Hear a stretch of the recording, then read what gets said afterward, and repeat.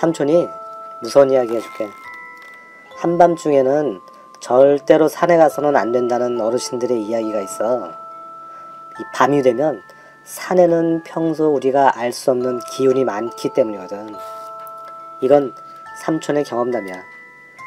삼촌이 어린 시절에 살던 동네는 개발이 되지 않았고 산이 가까워서 친구들과 자주 산에서 놀았었지. 낮에 친구들과 놀았던 그 산은 삼촌에게 아주 친근한 장소였어. 산 길을 외울 정도로 산에서 자주 놀았다고. 그러던 어느 날 친구와 너무 놀다가 그만 해가 지고 말았지 뭐야. 산속에서 해가 지니까 정말 바로 앞이 보이지 않을 정도로 어두웠어. 한치 앞이 보이지 않는다는 말이 어떤 건지 알겠더라. 평소라면 길을 외울 정도로 익숙한 장소였지만 밤중의 산속은 나에게 익숙한 곳이 아닌 전혀 다른 공간이 되고 말았어. 그렇게 점점 낮은 곳으로 내려가면 동네가 나올 거라는 믿음으로 친구와 손을 잡고 내려갔지. 그러다가 아주 서늘한 기운이 느껴졌어. 그곳에는 친구와 나 두 명만 있는 것이 아니었어. 다른 무언가가 분명 우리와 함께 있었다고. 말로 표현할 수 없는 공포감에 등골이 오싹해졌어. 그것은 눈앞에 바로 나타나진 않더라. 그 대신 나의 시야 가장 옆으로만 슬쩍 보였어. 그것을 정확히 보려고 고개를 돌리면 아무것도 없어. 하지만 다시 고개를 돌려서 앞을 보고 있노라면 그것은 어김없이 내 시야 끝에 모습을 보였지. 얼핏 보이긴 했지만 그것은 나무에서 다른 나무로 아주 빠른 속도로 샥 이렇게 뛰어가는 틀림없는 여자였어. 그러다가 다행스럽게 우리는 동네 입구에 들어서게 됐지. 가로등 불빛이 그렇게 반가울 수 없었다고. 밝은 곳에 들어서자 낯선 곳은 금세 익숙한 장소로 바뀌었고 비로소 그것이 눈에 보이지 않았어. 하지만 삼촌은 뒤를 돌아 그것이 아직 우리를 따라오는지 확인하지는 못했어. 왜냐하면 그것이 산 아래서 우리를 바라보는 그 따가운 시선이 난 분명하게 느껴졌기 때문이야. 나중에 그 이야기를 친구에게 했더니 친구도 놀라면서 자기도 그걸 느꼈다고 말하더라. 이 영상을 보는 우리 친구들은 절대 한밤중에는 혼자 산행을 하지 마.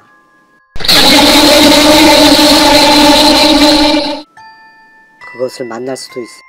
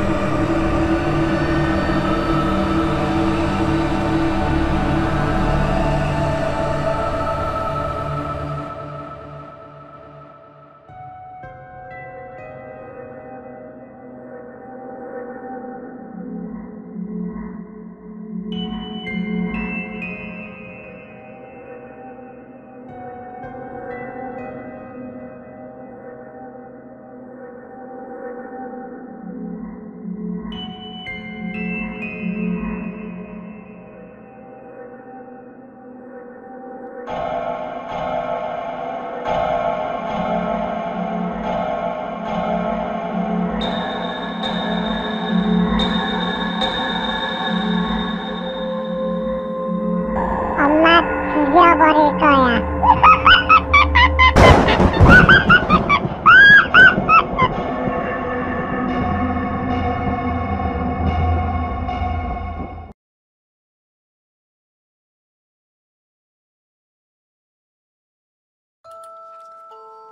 삼촌이 학교 다닐 때 친하게 지냈던 누나 이야기를 해줄게. 그 누나가 자취하다가 겪은 일이야. 저렴하게 나온 자취방에 묵게 되면서 누나는 매일 밤마다 지독한 가위에 눌렸다고 하더라고. 가위 알지? 정신은 또렷한데 몸은 움직여지지 않는 거. 하루는 정말 심하게 가위에 눌렸는데 뭔가가 방 안을 왔다 갔다 하더라는 거야. 어둡기도 하고 아무튼 뭔가가 확실히 방 안에 있었대. 근데 점점 정신이 들면서 시야가 보이기 시작했는데 왔다 갔다 하는 게 아니라 매달려 있는 느낌이랄까? 게다가 생각보다 그것이 누나 쪽에 훨씬 가깝게 있었대. 시야가 거의 보일 무렵 그것이 뭔지 대충 파악이 되자 누나는 기겁했다더라. 그건 사람의 발, 어딘가에 매달린, 아니 목을 매달고 죽은 사람의 발. 가위가 풀리고 누나가 정신이 들자 다행히 그것은 보이지 않았다더라. 하지만 너무 무서웠대. 날이 밝자마자 누나는 여기저기 물어봤지만 누가 여기서 목 매달고 죽었다는 이야기는 들을 수 없었대. 누나는 집 주인이 방 안 빠질까봐 거짓말 하는 거라고 믿고 있어. 아무튼 혼자 사는 사람들은 가위에 들면 조심해.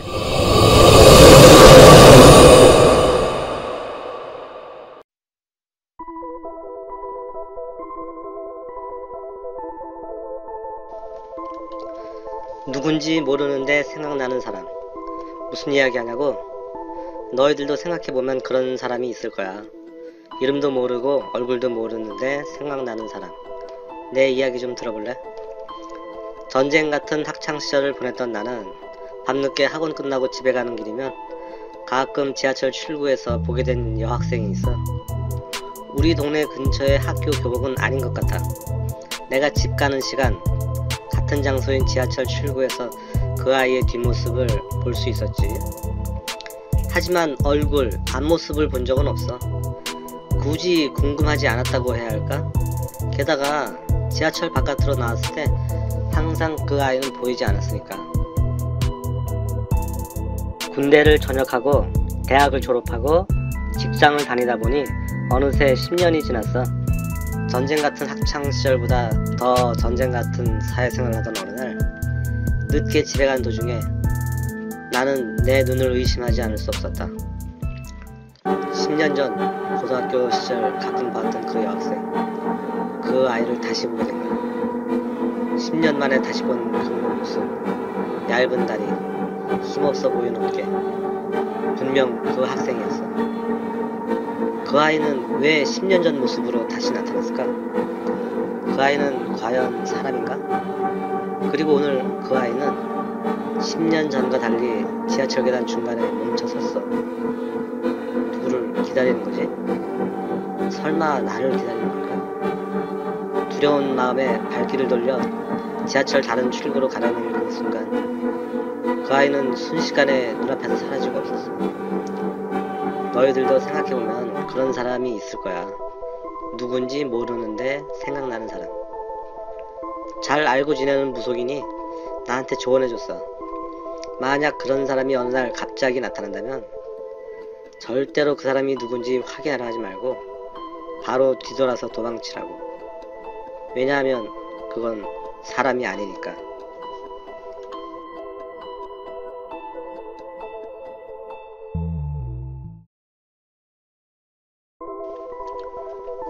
난 밤마다 유체 이탈을 한다.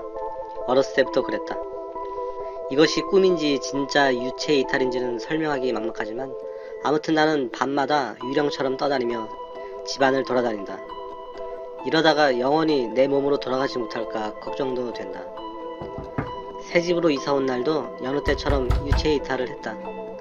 그런데 이곳은 전에 살던 곳과는 분위기가 전혀 달랐다. 우리 집 대문을 누군가가 두드린다.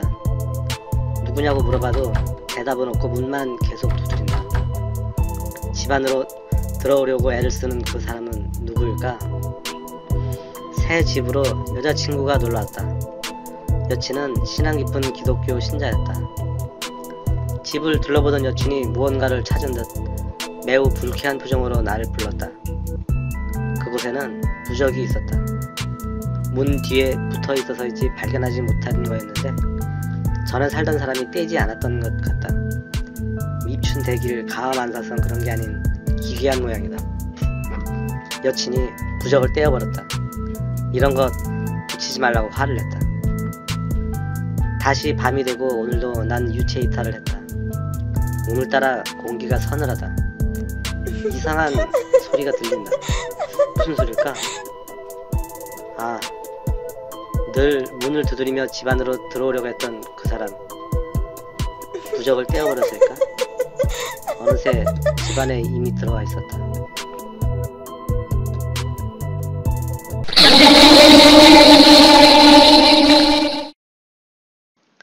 그 이후 난 영원히 내 몸에 들어가지 못했다. 집 안에 붙어있는 부적 함부로 떼지 마.